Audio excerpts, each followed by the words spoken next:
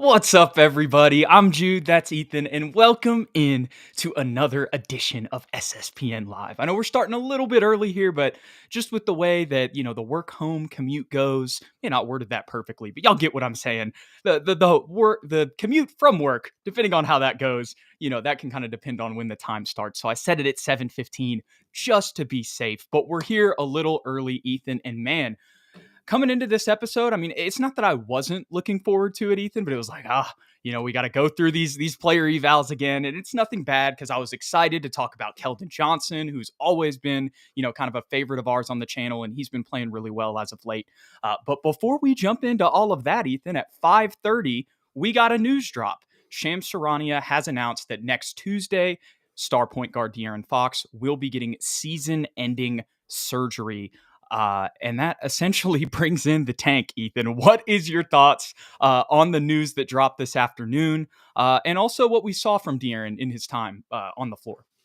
Yeah, well, last time we talked about the pros and cons, right? If he well, should he shut it down, and what is the advantages of continuing to play? And I think the only negative here is that he won't get time that we could have seen as beneficial as far as like building chemistry with the guys. But at the same time, Jude, this will be from what I understand, a very easy procedure for him. Mm-hmm. He will be healthier as soon as the off season starts and able to, do his off season regimen as he usually would.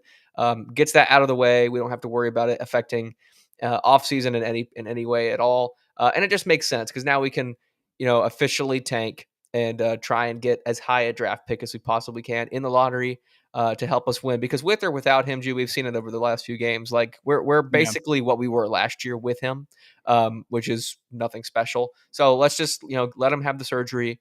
Let the other guys get some reps. Maybe we'll see some Blake Wesley with Stephon Castle, Malachi Branham, things like that, and ultimately lose some games.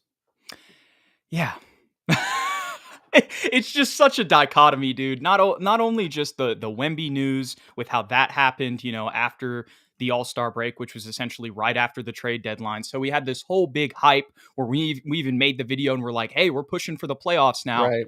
Wemby out for the season. Then it's like, okay, well, that completely, changes things. But Yeah. since we technically weren't out of the play-in yet, it was like, maybe let's see what we could do because De'Aaron is here.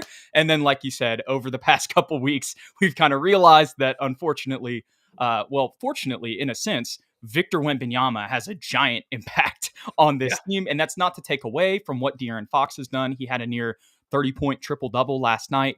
I know there's been some other rough games. We've talked about that. If you guys want to get our thoughts on that, you can check out some of our previous episodes. But again, what were your kind of thoughts just overall from what you saw from him this season? I know obviously the context, Mhm. is kind of key. But what are some of the things that maybe next season you would like to see, some more of? And then maybe what are some things that you saw flashes of that you'd like to see continue? Yeah, I thought the fit next to Victor was obviously, very seamless. Those two in the pick and roll works incredibly well. In the open court, he's one of the best point guards I've ever seen as far as pace of play, pushing the tempo. Very unselfish player. Like we all know he can score, he can go off for crazy numbers. But as far as getting other guys involved, I thought that was fantastic. The only thing and it's not even his fault, but the only thing I would look toward next season is um, getting him a better backcourt partner because Chris Paul and him next to each other kind of leaves a lot to be desired. The spacing's a little off at times. And obviously, Chris Paul is best when he has the ball in his hands as well. So that kind of mitigates any, some of the benefit of having De'Aaron Fox out there at the same time. So if we're to improve the rotation, I think any negatives that we saw from De'Aaron will be fixed, as well as his hand, right? Like we don't exactly know how much of a factor that has been as far as shooting the ball, but we do know that his shooting numbers have been down since getting to San Antonio. But I'm willing to write that off as uh, um, a rotational like problem as well as Yeah. his hand. Yeah, I think when you mentioned the rotations as well as the fingers, those are key points. We do want to mention, not to beat a dead horse here, he did score 60 points this season. He did score 32 Yep. points last night. So it's not like it was a major impact, but even I've mentioned in other episodes, it still does have some sort of impact. So I'm interested to see what that looks like next season. I think the points you made on the rotations is super big because who Mhm. knows if Chris Paul's even here next season. Right. Will he be starting next to Stephon Castle? We'll just have to see how the offseason plays out. And there's a lot of different things that could happen through the draft, free agency, or a potential trade that could affect that. But to hit on the things that you mentioned, the speed that we saw from him this season, as well as the glimpses that we did see in the pick and roll with him and Victor in the 2-man game, I'm really excited to see that next season. But again, the thing that we've kind of been harping on, Ethan, that we kind of talked about with him kind of throughout this stretch, as much as, like we said, some of it is kind of him just, feeling out the guys, figuring them out and getting more comfortable with them with reps. I also think that next season, the intensity meter for De'Aaron when it comes to just trying to win games, and like the nonchalantness, I guess you could say, that you maybe saw at times, through the stretch post Wemby with him this season. Mhm. I think that's going to be turned up a notch and won't be. You just won't be seeing that as much. So that's going to be, a different evaluation. And I know I've said that in other episodes, but still, I think that's a key when we talk about De'Aaron and looking forward. For sure. But that is pretty much all of the news there, Ethan. But with the games that we do have left this season, because let me pull this up exactly. I'm not even sure what. We're 27 and 37. I can't do that math off the top of my head, Ethan. 64 games? 64 games. So we got 18 games left. Thank you. I got a straight 60 in college algebra, but I still passed because my degree allowed it. That's all that matters. That's all that matters, baby. D for degree. But yeah, with these 18 games left, Ethan, we're going to have some new lineups. So what are your thoughts on this? I wrote some things down, but I'll dish it to you. What are your kind of thoughts on the lineups for the rest of the season? Oh, man. I mean, I guess we'll see Chris Paul at point guard, Right. Devin Vassell, Harrison Barnes, and I'm hoping for Jeremy Sohan at the 4 and Bismack Biyombo at the 5 as our starting unit. And then for the backup unit, I would like to give Blake Wesley and Stephon Castle minutes at the 1 and 2 off the bench. Hmm. Personally, I think Stephon, as much as we want to see him start at this point, it's more important to see what Devin's able to do in a more significant role because I think we know what Stephon is. So I'm going to keep him off the bench next to Blake. Keldon, of course, Sandro Mamukelashvili, and unfortunately, I guess Julian Champagne's going to have to play backup 4. But I'm assuming we'll probably run a real tight 9-man rotation where Jeremy will ultimately be kind of a backup center, and we'll kind of rotate him and Bismax or not stack their minutes, but keep them off the floor at the same time, other than when they're coming into the game, if that makes sense. Muhammad says Blake Wesley starting. 3 exclamation points. Here we go, baby. It's funny you mentioned that. As much as Blake may not be starting, that was a thought that I had here, Ethan, because what's going to hurt throwing him out there at backup point guard? Like if we don't play him, then we're just not going to get an eval on him. And obviously with the Aaron being shut down, I mean, I get they're going to be out there trying to win, but the roster is not set up to win. So, For and if sure. we lose, if we could throw Blake Wesley out there and say the rest of the season, these last 18 games, he just looks, I hope this isn't the case, but he just looks horrible. Like that doesn't hurt the Spurs. At the end of the day, that actually helps the Spurs get a better draft pick. Yeah, I mean, I guess we could shut down Chris Paul, or I just don't think Chris would want to come off the bench right now, especially since we drafted him to play, right? And I would just want to know where his mentality is because it's like if he were 32, yeah, shut him down. He's got next year, but if he's not going to play next year, or he's not going to be a Spur next year. I think you kind of have to let him start at this point. Sorry to interrupt you. Just want to clarify. I did not, if I misspoke there, my bad. I did not mean to advocate for starting Blake. I was saying I was Oh, advocating for Blake getting backup rotation oh minutes. no, for sure, yeah, heavy That, backup minutes. Yes, that's what I was saying there. I was I'm saying, with you there. yeah, do not, I'm not saying Blake Wesley should start. But with the way that the season is going, I definitely get Muhammad's humor there for sure. I mean, Blake Wesley's my dude. If anyone wants him to start, it's me. But I just don't know if it happens. Yeah, so that's kind of what I was getting at is more for those backup minutes. Let's get an eval on Blake playing some real reps at point guard. Let's look at these 18 games. Yes, the circumstances are what they are, but if we don't play him, then it's like we're not even going to know what his value could For potentially sure. be.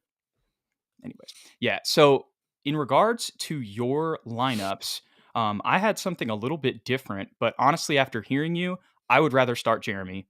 Um, I understand that there could maybe be, Bismack and Jeremy, the shooting struggles. But again, at this point, does it really even matter? Oh, yeah, I whatever. would rather start Jeremy just so he gets more minutes because that's more important long term, as much as I love Harrison Barnes.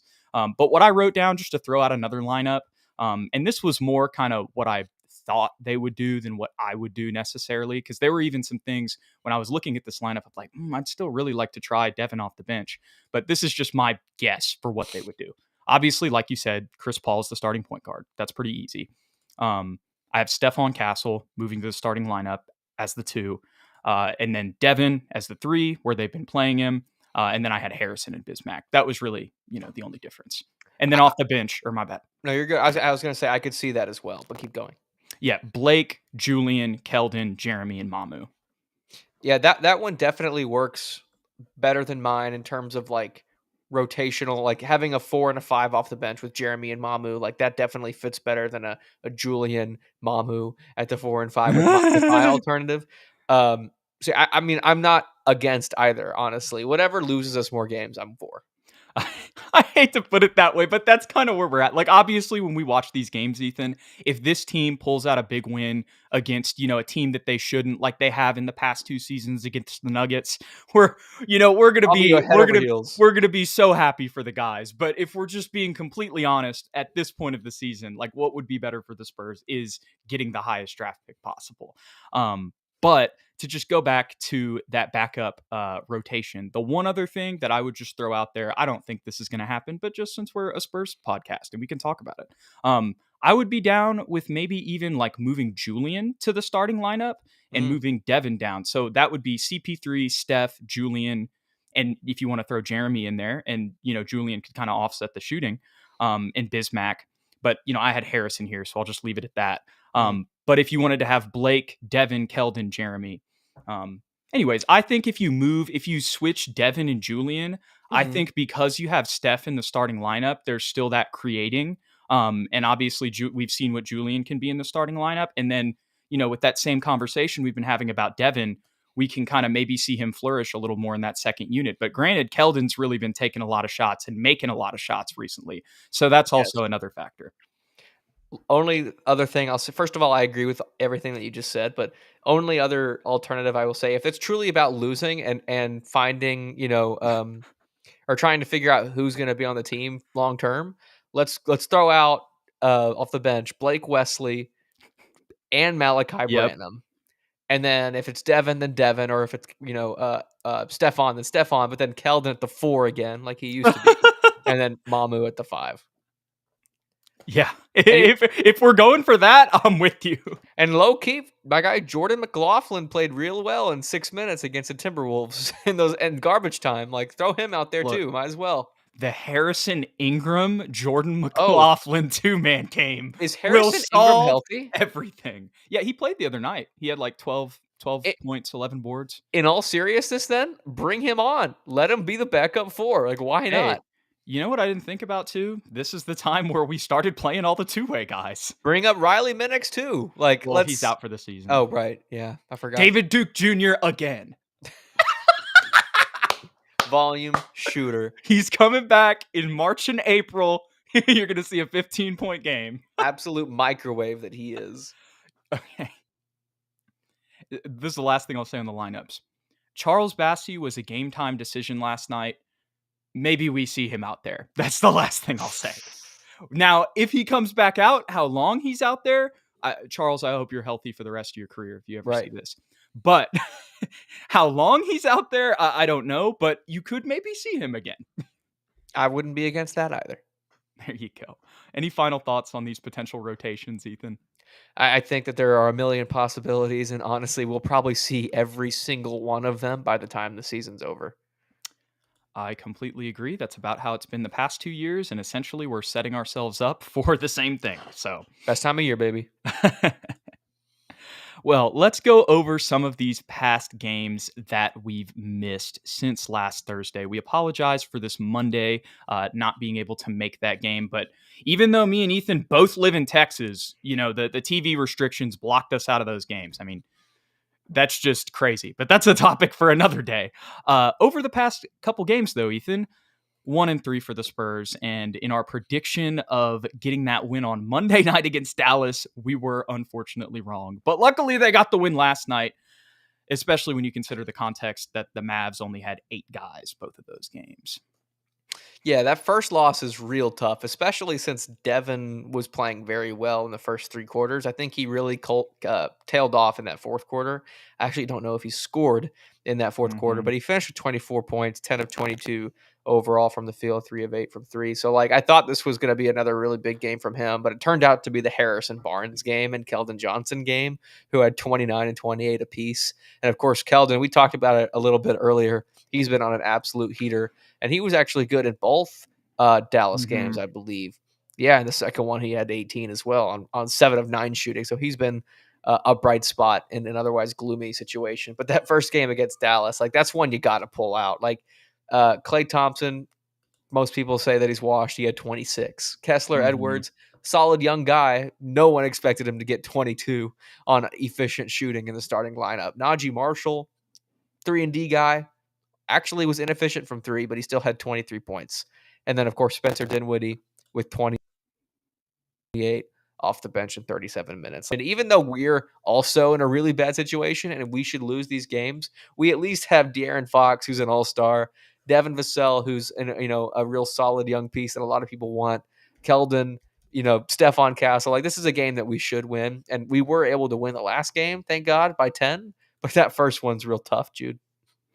Yeah, there's really, Ethan, for the past however many years, we've come on here and we've always talked about the context during the 22 and 60 seasons. Yeah. There's no excuse for Monday night, even in this set of circumstances, especially when De'Aaron Fox was still playing. Yeah. Obviously, like you mentioned, Keldon and Harrison, and there were some other guys who played well in those games. But the point I'm making is those guys, you kind of give them a pass. Both of them almost had 30. But that's just a game you can't lose. Like, you should at least win it by 10 like you did the next game. And that was with getting a 30-point triple-double from De'Aaron, basically. So that's still kind of telling. We were out rebounded only by 3, but at least we had a big. We had Bismack Biyombo. They had no center. Their biggest guy was Dwight Powell, who's like 6'8", maybe 6'7". He's also ancient. And he had 6 rebounds, but Spencer had 7. Kessler Edwards had 11. Is Kessler Edwards tall? No, he's only 6'7". Yeah, like we're giving up boards to these guys that are virtually the same height as us. So we don't even have like the mismatch excuse in this one, which hurts. 100%. That was just an all-around bad game on Monday. But I will say Jeremy Sohan on Wednesday definitely showed out kind of on the inside and on the interior. I think he had 18 and 7 in that one. So that was good to see a bounce back from him, especially considering, those were key issues in that Dallas game, like you just mentioned. But to get to some other things that have been going on here, Ethan, I wanted to pull up some stats from Dan Weiss, because he showed some pretty crazy ones today that I had not seen yet. So first of all, Chris Paul has played every game this season for the Spurs. That's the longest streak in NBA history by a player in his 20th season or later. And the only other people that have come close were 39, and that was John Stockton and Robert Parrish in the early 2000s and the 90s. Yeah, so 20, 30 years ago is the last time that something like this has happened with someone his age. So that's pretty crazy. But the bigger stat that I wanted to bring up, the bench scoring leaders post All-Star break, Ethan, that have played at least 10 games. Number 1, Keldon Johnson at 16.6, and number 2, Stephon Castle at 16.5. So that will jump us right into our player evals here. And the first person that we're going to start with is probably the guy who's been the biggest topic of conversation, at least from my perspective, other than De'Aaron Fox, of course, over the past couple of games. And that is Keldon Johnson. Not only is, we've been seeing the averages over the All-Star break, I believe 40% from 3, 70% overall from the field.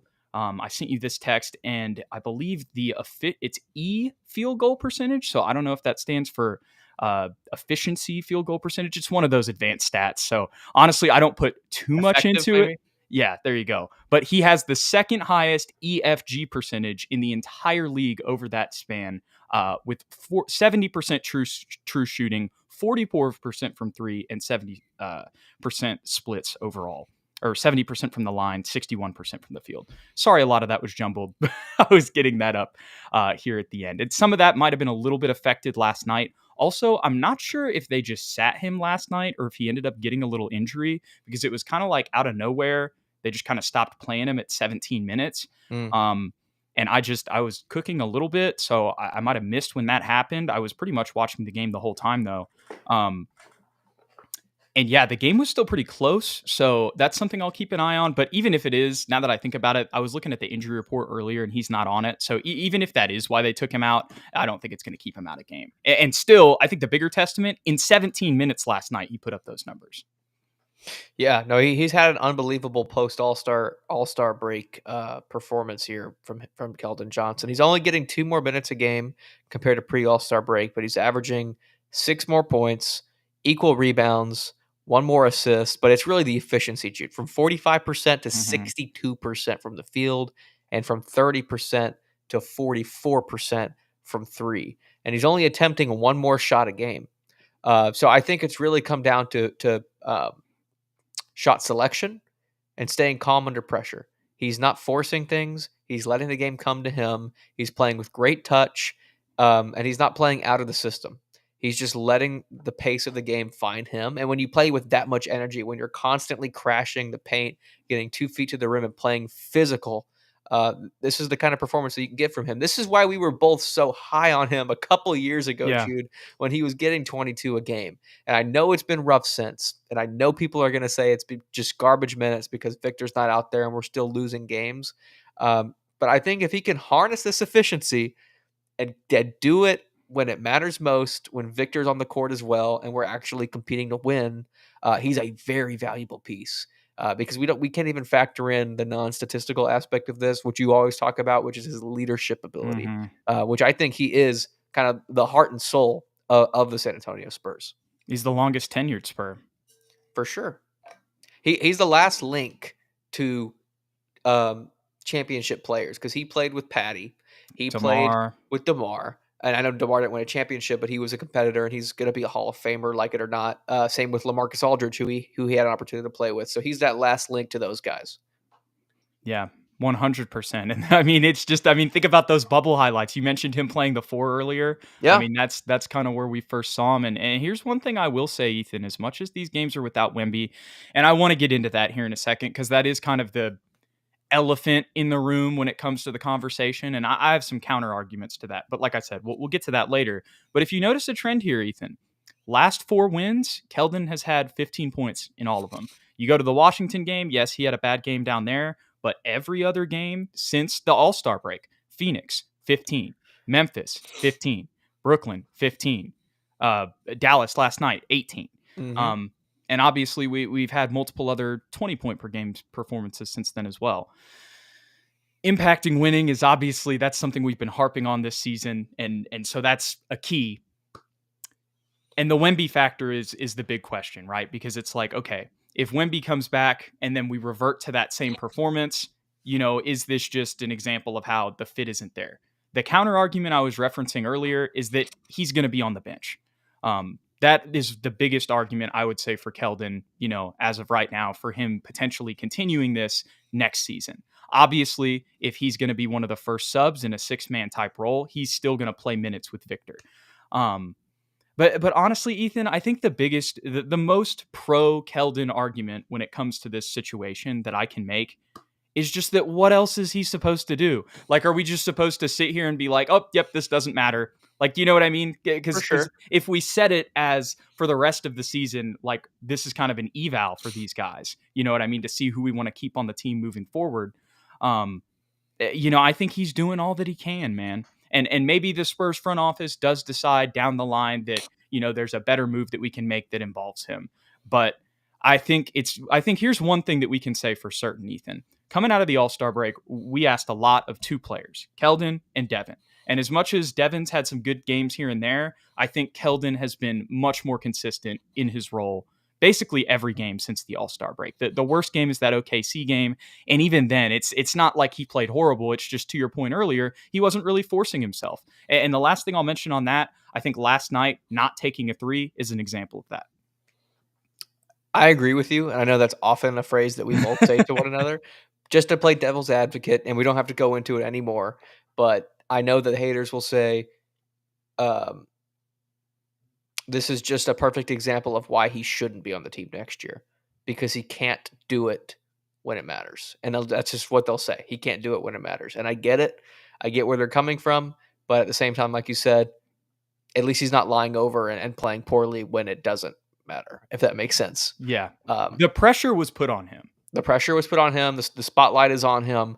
Um, and honestly, there were moments next to Victor right before he got injured after All-Star break where he was still playing well. So we have to think about that as well. I was seeing some highlights of one of the in-season tournament games, and yes, I'm not. I mean, even as you go further down, you see all the game logs right here in front of us. If you're watching on video, you see before the All-Star break, there's inconsistency. Like we're not going to deny that, but there was a highlight I saw today on one of the in-season tournament games where like Wemby passes him the ball, he drives inside, he has 17 dunks on somebody. So Mm-hmm. it's not like we haven't seen it. Yeah, Again, we haven't seen it consistently with Victor. We're not going to argue with that. But again, he's coming off the bench. He's playing in a similar role that he will play next season if he is on the team. And I think he's showing that when this is Keldon at his best. And I really want it to happen, man. Maybe it's just that I'm a fan about it, and maybe I need to be, just realize, hey, maybe it's not going to happen. But I think he's showing some growth, and I think there is a real chance that he continues this into next season because of what you mentioned about his off the court stuff. And this is something one of our guys, Rob Trejo Jr., said a while back. Keldon is like the perfect Spur personality wise, and I think there's honestly a reason they haven't traded him already. And here's the other thing: if this can continue into next season, and we'll get to some of y'all's comments here, I see those. Um, his contract's about to get cheaper for the next 2 seasons. it is. So that's my final statement on Keldon there. I like it. Here's what Jay says. He says, I don't dislike KJ. I just think we need a good 3-and-D guy. I think KJ would thrive better on a different team. Same for Devin. And Jay, that's fair. That's very fair. I'm hoping, I guess what I'm saying is maybe with some of the moves that we make next season, with a better structure around him on the bench, he can fit in. But again, if we start to see that inconsistency again next season, like at that point, it's going to be, For sure. you can't deny it at that point. Blah, blah, blah says a starting five of Fox, Castle, Keldon, Sohan, Wemby will be amazing next year. Devin might benefit from a bench role for a year like Keldon has. So that's another argument there. I think there's a lot of, nuanced takes that definitely have, some reasoning behind them. Like I think both of those, even though they're different, have some logic. And he says Victor and Keldon have games that work well together. Keldon is all attacking the rim and Wemby is all high post and threes. So that is true. Keldon drawing attention at the rim, if that can allow Wemby to fade away a little bit and get a mid-range jumper, great. But again, we need to see that more consistently. And also, shout out to you, Jay. Appreciate the nice comment there, man. But enough on Keldon Johnson, Ethan. Let's get into the other guy that I mentioned. And obviously, there won't be as much to really dive into because at this point, we just know he's kind of the future of the team. But the second bench points leading scorer in the league post All-Star break is Stephon Castle, Ethan. You could say on the box score, not the greatest game last night, but I watched that. He still impacted winning, and we got the dub. And look at all those games beforehand, Ethan. Even in the losses, 2 20-point games for Stephon over the weekend. What are your thoughts on what you've seen from Stephon since the last time we talked? I mean, obviously a little bit of a tail off compared to what we saw at the beginning of the month, but I still think he's playing well. And there's a lot of things that don't come up on the stat sheet for Stephon, very similar to Jeremy Sohan and how we analyze his game defensively and as a connective piece offensively. Even when his shot isn't falling, he still finds a way to make an impact on the play. Crashing the boards as well. Everyone saw that putback dunk. I can't remember which game that was. Is that the Minnesota or Sacramento? I think it was Sacramento. I think it was Sac too. Yeah. And it made me think about 2014 finals when the putback slammed Kawhi over was it Chris Bosh, I think, or maybe it was Chris Anderson, but everyone knows what I'm talking about. And I know we don't like to bring up the claw, but for a while there he was the team, so we have to remember all those moments fondly when he wasn't screwing us. So that's what it reminds me of. So I have nothing but great things to say about Stephon Castle. I see the comment in there, so I'm just going to talk about it. Yes, I do think he's a lock for Rookie of the Year this season. He has proven it time and time again, both as a starter as a guy coming off the bench, as a shooting guard, as a point guard, heck, as a power forward at some points in the season. He's just extremely versatile and has been extremely impactful when it matters most. I think there's just a lot of other guys on Atlanta that have been like a Jalen Johnson. I know he got hurt, but Mhm. I think he has had more of an impact for them as much as he's injured right now than like a Rasache has. And shout out to Rasache. Like I hope he continues to develop. I'll be excited to watch him next Olympics playing with Victor. And we'll probably be rooting for him, when they're not playing the US. But with all of that being said, I think, I mean, there were games where Stefan like carried us this year. Oh yeah. I mean, just like before the Fox trade and after the Fox trade. So I think just the impact that he's had on the Spurs, like he's been one of the Spurs' best players this year. Obviously, we're Spurs fans, we're biased. But yeah, I really feel like it should be Stefan, like no question. And here's the other thing I would say too: over these next 18 games, this is a perfect opportunity for him to only bolster his case. Mm. Agreed. Let me see. I'm trying to think if there's anything else on Stefan, but that's kind of the gist on our guy. But I mean, it's crazy that there's two Spurs leading the league in bench scoring, and they're Yeah. both averaging to 32 points. That's pretty wild. As much as the end of this season has been rough, we're trying to find the positives, if there are any. That's what we do here. Oh my goodness. Alrighty, who do we have next that I had written down? We talked about Harrison Barnes. Mhm. He's been having some good games lately, so we'll bring him up here. What are your thoughts on Harrison Barnes' fit with the Spurs in the future, Ethan? That's kind of how we can frame this combo. I would personally love to see him be a long-term fit for us. 'Cause I think right now, like perfect starting 3/4. He spreads the Mm-hmm. floor. He's a guaranteed bucket in the three left or right corner. He doesn't take shots away from anybody, and he plays solid defense. I think in the next couple of years, maybe becomes a 3-and-D wing off the bench, and that can be his role. And over time, when his contract is ready to be re-signed, I think he's a type of guy that would sign a veteran-friendly He's got deal. one more year. One more year. I think he would sign a more friendly deal to stay with the Spurs as a bench piece. And then when his time is up, as a guy that's a locker room guy, that's a Absolutely. reserve. I think he's a perfect Spur. He's extremely professional. And a lot of people were negative when we traded for him. They said he was not going to be a fit, that he was going to be a shot chucker. And I haven't seen any of that. Yeah, man. The biggest thing for me with Harrison as of late, I know yesterday it's only 1-3, but look at all those games, at least 5 threes and 40% plus every Hmm. single game. I know you can say some of those are 2 for 5, but still, man, like Sean Elliott says every broadcast, he's automatic in the corner. He's experienced, he's been on championship teams. And he kind of is the closest thing that we have to a 3-and-D guy right now. I know in some instances he might get got on defense, but he's still, I would still classify him as an average to above average defender. And he's 50% from three at home. So the home crowd's going to love him. Absolutely. I think that's pretty much all we got on Harrison, but wanted to bring up, I mean, had 29 on Monday, and obviously you guys see the 3-point percentage as well. So he has Mhm. definitely been playing solid. We already talked about De'Aaron Fox, so we won't really get into that as much as he did have a super solid game last night. But the next person that we will get into is Devin Vassell. Again, one of the big talking points at the end of the year, man. I hate to say, I wish we could come on here and say that he's done what Keldon has, but that just hasn't been the case. The one thing that I will give him last night is he impacted winning in a lot of other ways with the 10 rebounds, the 6 assists, a block, 2 steals. But again, the consistency with efficiency is the biggest thing for Devin. You can say he has been consistent as far as pre All-Star break, 15.9 points a game, post All-Star break, 15.7. So he hasn't gotten worse, but he hasn't gotten any better. And I think we were all expecting him to take a jump, especially with Wemby down. And efficiency wise, 43%, both pre and post. And he actually got worse, 35 to 32% shooting from three post All-Star break as well.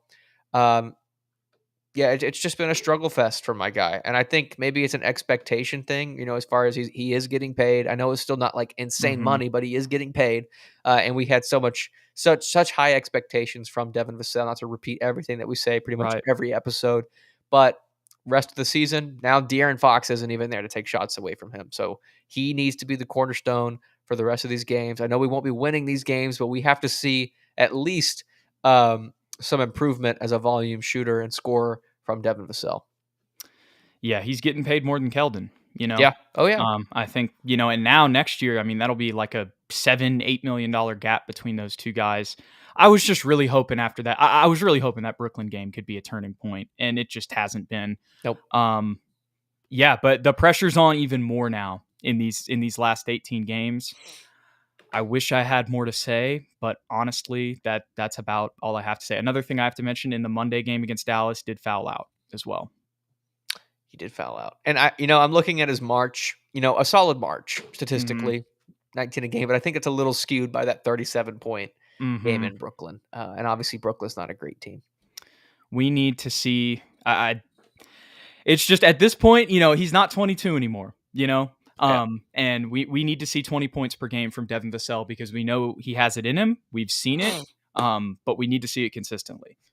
Agreed. Devo, I really hope you can, man. I really hope you can. Me too. Okay, let's get into some Chris Paul talk here because we have that in the comments. And this is something that I thought was a little interesting as well. I was thinking about this today at work, Ethan. As much as all season we've been talking about how we'd be willing to bring Chris Paul back, and I would still be willing to do that. Do you see him coming back next year with Stephon Castle's ascension, as Jay mentions in the comments here? I want him to, but he has to be willing to accept the bench point guard role. That's the only caveat. If he has no interest, then you shake his hand, you say thank you. You say thank you for the impact that he's had on Stephon Castle, because he definitely has played somewhat of a role in the ascension of Steph. But he has to accept the bench role. I'm with you. If he's the backup point guard next year, I'm 1,000% for bringing him back. But if he doesn't want to do that, which I could see, then I'm with you. I love that we're together on this one. Muhammad says, no, I hope CP goes to a contender rather than spend his last year on a rebuilding team like us. Well, hopefully next year we will be closer to a contender, but I do get his point because maybe it's not, the Spurs probably, if we're being realistic, as much as next season, the playoffs could be a realistic thing. And again, we'll see how the offseason goes. And the one thing I will say, we thought that last season, we saw this year played out, but also we didn't have De'Aaron Fox on the team. So that's very key. But anyways, when it comes to next season, I'm losing my train of thought. No, you're good. Hey, maybe Chris Paul wants to help us out. Let's bring you in. You'll play off the bench, and we'll trade you at the deadline to whatever team you want to go to, and we'll just get like a second-round pick or something back. This is what I was going to say. We may not be a contender next season, but we'll at least be a playoff team. Like, we probably won't win the championship, but that's the expectation for sure. And if he wants to go get a ring, I hear you there for sure. Okay, what are some of the other guys that we had left here? We can kind of wrap this up, Ethan, because we've pretty much gone through everything here. The one thing that I will mention, Julian Champagnie has had a little bit of a fall off, just shooting the ball. That's not me really making some crazy statement about that, but did just want to mention that because we were talking about his consistency before. So would like to see him make more shots, but that's just kind of Julian. What are your thoughts on Malachi Branham? I think he's going to get a look for the rest of the season. I think he definitely deserves some minutes. He's been a vocal guy off the bench. As far as I know, he hasn't, made any noise as far as, being disconcerted with his role, because he really hasn't been a player in the lineup since the very beginning of the year. So we need to give him a look, give him a chance, because he's still only 21 years old. We saw what he looked like his rookie year. We know that he's capable of bounce backs sometimes within the year. Let's give him an opportunity to prove, like Devin, that, he's at least worth keeping. And if he's not, if he's the same old Malachi and he's a potato on defense and he's shooting 39% from the field on tough shots, then, you just say thank you again and you shake his hand and let him walk. Yeah, when it comes to Malachi, man, like, I'm with you. Like, maybe have Chris Paul take a night off, even though Yeah, we just mentioned how he's played every game this season, and he has talked about how he wants to play. But maybe one of the vets, even if it's not CP3, if he wants to keep that going, have somebody take the night off. Maybe even give Stephon a night off and just give him minutes just so we can get an eval. But I really think that what has happened this year with Malachi, and when I was thinking about it this year, because or earlier today, because you kind of just forget about him, is I think probably his time in San Antonio is going to come to an end after this season. I think with Blake Wesley, there might still be an avenue for him to be on the team moving forward, even if that's just as a third string point guard. But I think Blake being the first guy off the bench in the situations where we have gotten to that in our rotation is kind of telling between, how the Spurs view those guys. for sure. Let's see what July 26th says. He says, Malachi and Wesley will get more playing time now due to Fox, so it's time for them to prove themselves. Let's hope Mitch gives them a shot. He says, I don't see Paul and Barnes coming back, to be honest. They need to be in a win now situations and probably won't accept lesser roles. I would say I would 100% agree with that on Chris Paul. I do think that Harrison could come back and be willing to play off the bench just because he's got one more year. And I guess we just disagree a little bit there, but maybe he wouldn't, and I'd be proven wrong. And then last thing here, TG Canoes and Kayaks, appreciate you being in here, man. He says, we are in dire need of all defensive type wing players. In the 12 games since Wemby went out, the Spurs are giving up 123 points per game on defense. That's a really good point. That was something that we had not harped on, and defense has, not to repeat ourselves for 3 years, Ethan, but that's been the biggest issue with this team. And when you have Victor off the floor, it's showcased even more. So I think in the draft, not only a big, which will help the interior defense, but I think in that 3-and-D wing, if we're going with somebody else there, like it really needs to be a true 3-and-D wing, I think a couple episodes ago, like I threw out Corey Kispert and somebody was talking about that in the comments. And honestly, I get where they're coming from because we were just talking about like a 3-point shooter. And that was just somebody who came to my mind. But we want somebody who can like actually play defense because the defense on the perimeter has been an issue for the Spurs consistently, other than like Stephon Castle. I'm with you. And we drafted 2 guys on defense, and they're arguably 2 of the most valuable guys that we have on the team, and that's Jeremy Sohan and Stephon Castle. Last thing I'll say here, Jay in the comments, he makes a really good point on Harrison because I've been seeing this a lot on the Spurs social media.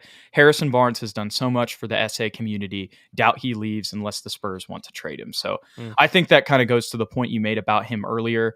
And I would love to see him have, kind of just finish out the rest of his prime, if you want, or just until he's 35, his serviceable vet years. I would 100% be down to have him here as just a rotation guy, especially if he's coming off the bench. But even next season, if we're playing him at the 3 or the 4, I'm not against that either. Aligned with you. We appreciate all of you guys hanging out with us tonight. We're going to go ahead and wrap this one up. But if you enjoyed the content, don't forget to hit that like and subscribe button below. If you want to stay updated with the show, follow us on X or Twitter or hit that notification bell. Follow our posts on YouTube at SSPN on YT, at Jude McLaren, and at Ethan_Quintero. We appreciate you guys. Hopefully the Spurs get some wins this weekend, and we'll see